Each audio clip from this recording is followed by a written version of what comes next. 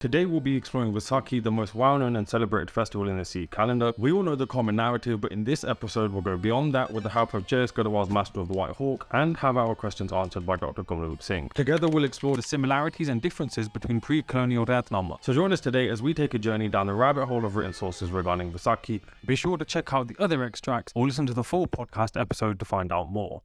Yeah, no, definitely. Does that make sense? No, completely. I think that ties into also what you were saying about earlier about Rathnama and kind of the injunctions that are discussed straight after the initiations or the Khalsa ceremony. So Gaur Singh says, like pretty much all of the pre-colonial texts agree that once you've taken Kandadeep Pol, you become a Kesdari, Shastradhari Sikh, and they are both the distinctive features, hair and weapons, basically.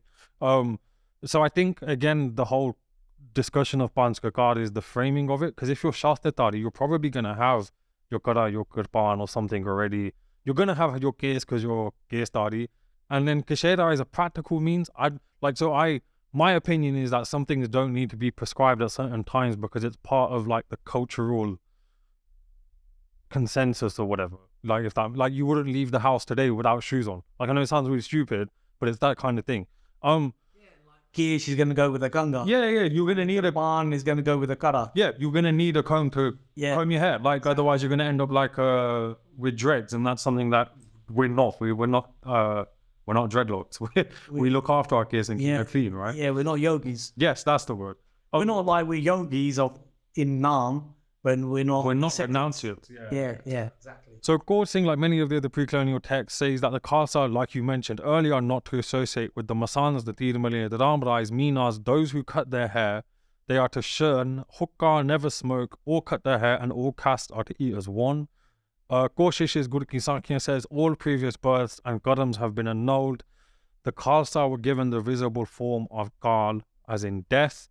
And he also references Panchkakar, in this case, the Keski, Kanga, Kirpan, Kara, Kasheda. I think you referred to that earlier about that being kind of a blue the start. My question is, what is your kind of, because as you rightfully said, if we start going into the nitty gritty of like this Rathnama says this and this Rathnama says that, we're going to be here forever. But overall, what is your view put forward by the Rathnama and the injunctions, especially the pre-colonial one, and what are their biggest agreements and perhaps disagreements? Because one thing that's very clear is they all say, you take Kandadeep Pol, you are Shastradhari and you are Kesdari, like point blank. There's no question on that.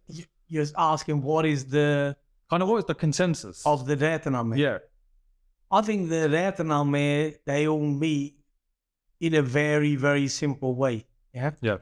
First is a Singh or Singhani is one who recites Gurbani, does Naam, does Seva the Sangat. So the basics of Sikhi, and fundamental. The next part is, as you discussed, the appearance, Kish, Shastradhari. They all agree on that. And then the other things, they all agree on what is forbidden. So, for instance, to shave, to tobacco, to kill Kurimar, to go to the reprobate. Halal is also massively forbidden. Exactly, halal. And so that's the nature of it, isn't it? Yeah, pretty much. And no one can argue with that. No. And that's what, if you go to Amrit Sanchar, that's the Rat. Yeah, isn't it? Yeah. Because that's the nature of the Rathnama. And if you want to know a bit more, Khalsa is the one who rides the horse. Khalsa is the one who practices with the sword. Khalsa is the one who keeps 5 weapons. Then you can go even further, and then he goes into deep detail about what a Khalsa potentially can be. Yeah, some of them divulge on dietary requirements, but that itself is a complete kettle of fish on its own right. Yeah. Because some say you can eat fish, some say you don't eat meat, some say you can eat meat on particular points and in particular animals. Yeah. It's again though, it's obviously reflective of the time that they're writing. Like they're not going to Sainsbury's and buying their corn products or whatever. Exactly. I mean, the Rathnama, they're interesting documents because you have authors penning them, but they're writing them for the Guru. And then obviously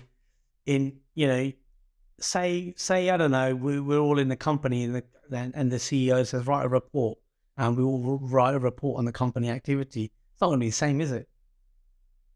So everyone's got their own view. Yeah, everyone's got. Overall, it matches. Yeah. And it's written with the jurisdiction of the CEO. Yeah. Right? Yeah. The rare tanassub, it's a bit like that. And so, you're going to get some things exact, some things are different, but it doesn't mean that they're fake because they don't match. Yeah, completely. But it's also people's like what they want also to almost legitimize. Like, as in, I don't know, the author who writes about fish may really like fish, for argument's sake, and is like, I don't want to make that like something that you don't do. For like, I know it's a bit of a random, but an example. Yeah.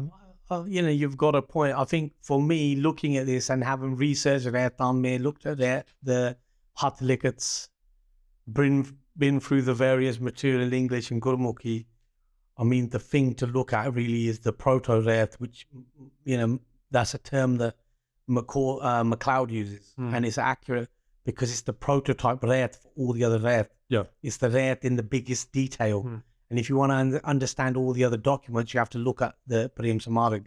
And Prem Samarag, again, the Singh Sabha, they want to date it from the Sekraj period. But really, it's from 1696, around this same type of period we're talking about for the Umber Sanjad. It's very hard to get copies of it. Yeah, it's around then. I mean, I've got manuscript copies from then, as in, like, I photographed them. Nice. I found one from 1701. And other dates. And so the thing is, it has a lot of legitimacy, but people don't like the content because they find it romantic or, it's an quote unquote Hindu and so on. But for me, it's a very, very interesting document, like very important to understand the Rayat. And, you have to look like it's so important because it tells us how the Khalsa Raj is formed politically and how our state would be formed. And that's why it's so important to look at that document and understand it.